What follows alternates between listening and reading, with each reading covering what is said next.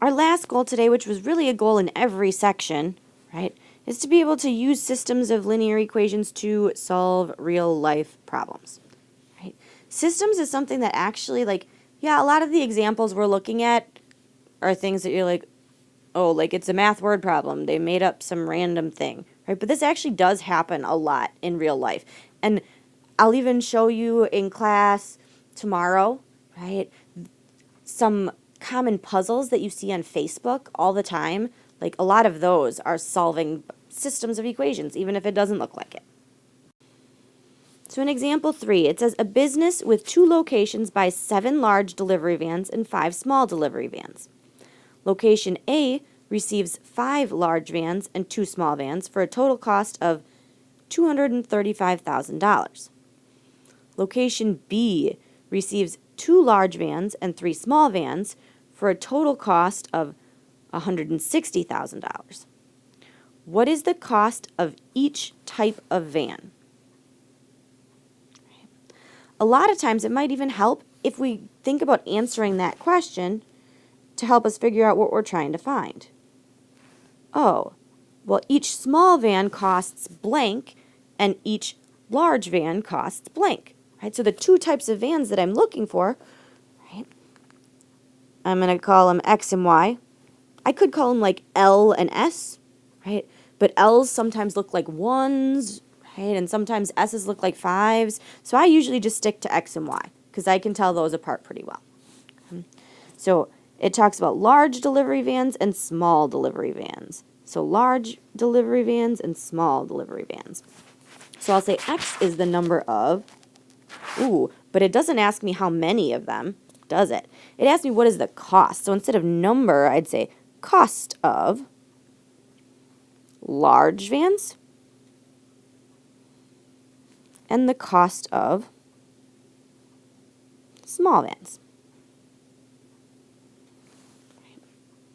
My 2 equations, it turns out, are those 2 locations. So I need an equation for location A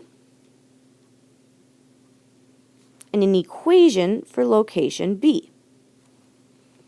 Location A, right, gets 5 large vans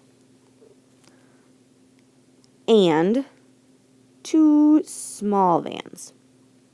And the total cost was $23,000. So large vans was X and small vans was Y. That means my equation would be 5X and, or plus, 2 small vans would be 2 Ys equals a total cost of $235,000.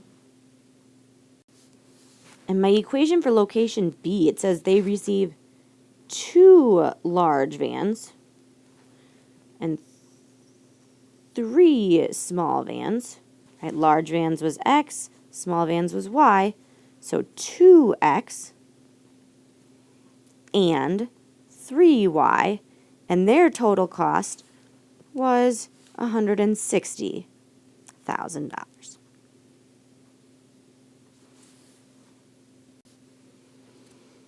But this one's different because I can't multiply 2 by something to get 3, and I can't multiply 2 by something in the second equation to get 5, so it matches the first equation, right? So what I have to do here is, it turns out that I actually have to like multiply both equations, right? So I look and I say, what if I want to eliminate my y's? What could I make both of these by multiplying? Right? Well, what if I make them, one option is just to multiply those 2 numbers together. Right? What if I make one of them positive 6 and one of them negative 6? Right? So I would have to multiply my first equation by, we'll go with 3, because that would make a positive 6y. And then I need the second equation to have a negative 6y. So I'm going to multiply the second equation by negative 2.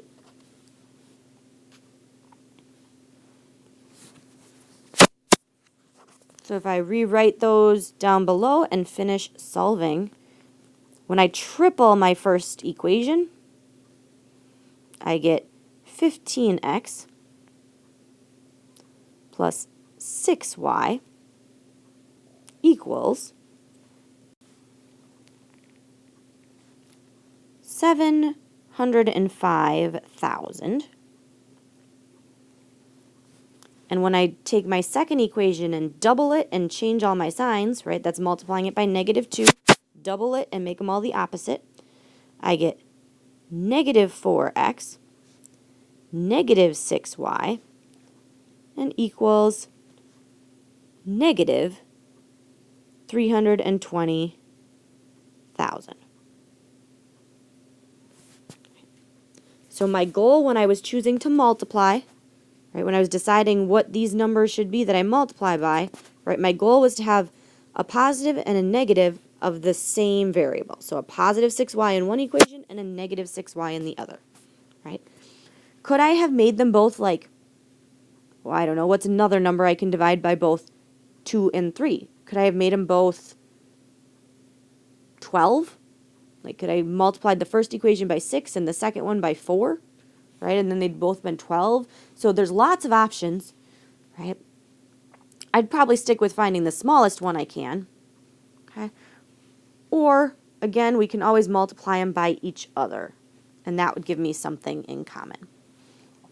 So if I add those together now, as I'm solving, the y's cancel out or eliminate, and 15x minus 4x, or plus -4x, is 11x, equals 385,000.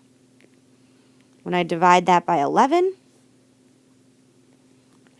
it turns out that x is 35,000.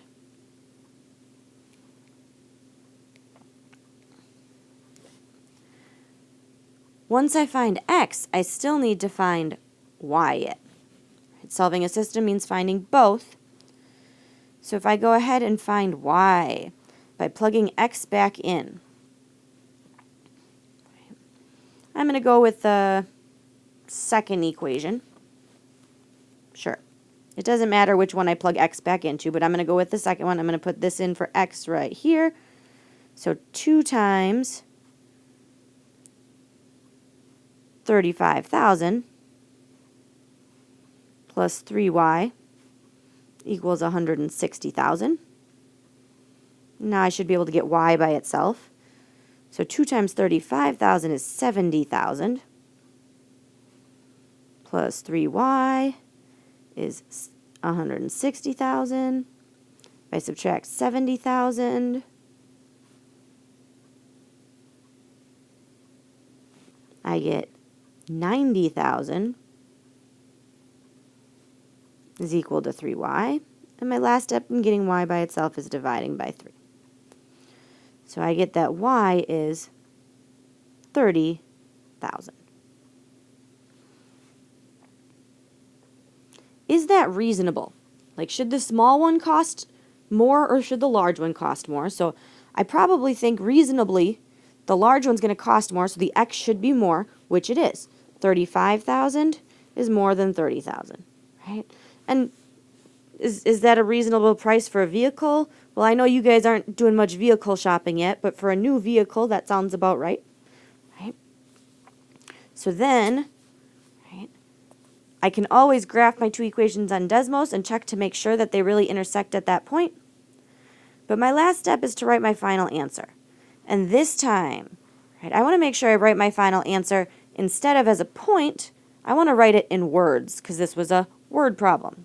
The question, what is the cost of each type of van? Right. So my answer, large vans cost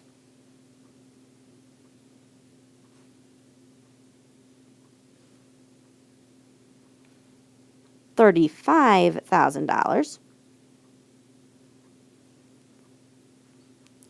And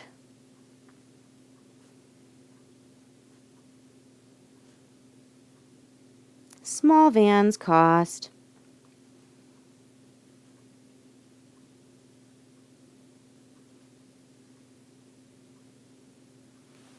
$30,000.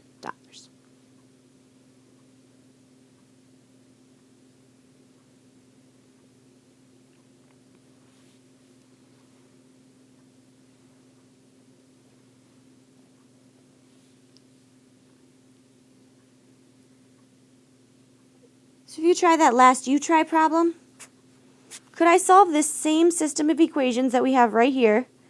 Instead of choosing to get rid of y, could I look at seeing if I could make the x's, right, the same value but opposite?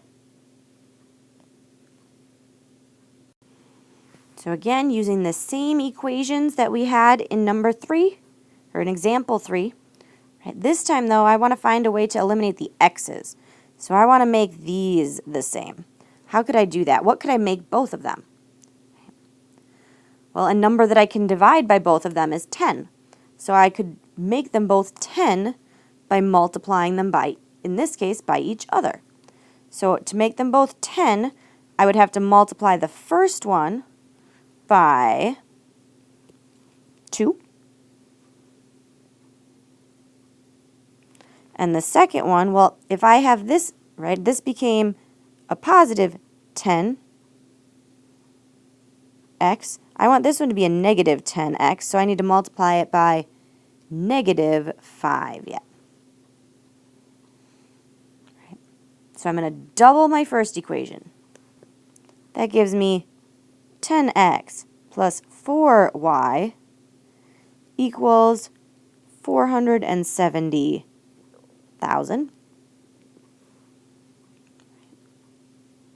If I double my order in vans, it's going to double the cost. Right, so I can double everything there.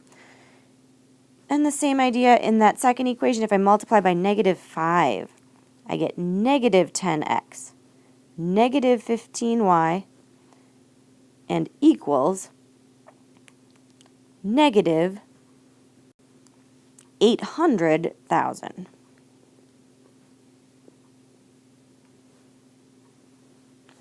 When I add those together, my x's eliminate or cancel out because I had a positive 10 and a negative 10x. And my y's, I get negative 11y equals negative 330,000. And if I divide both sides by negative 11,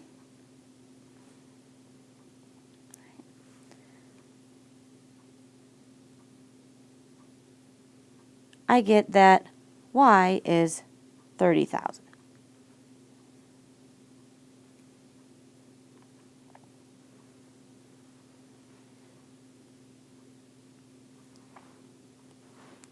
Once I know y, I can find x by going back to one of my originals and putting y in.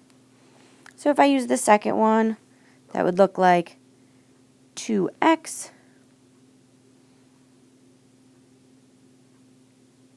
plus 3 instead of y, I can put my 30,000 equals 160,000. So that's 2x plus 90,000.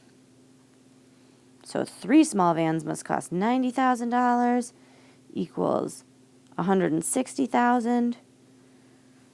So if I subtract the cost of small vans, that leaves me with the cost of 2 large vans there. So subtract 90,000 from both sides, and I get 2 large vans cost $70,000. And when I divide that by 2, I get that each large van costs $35,000. I'm not going to rewrite my answer in words because it's the same answer, but really what I just did here was I checked my work, right? Because I got the same answer doing the problem a different way.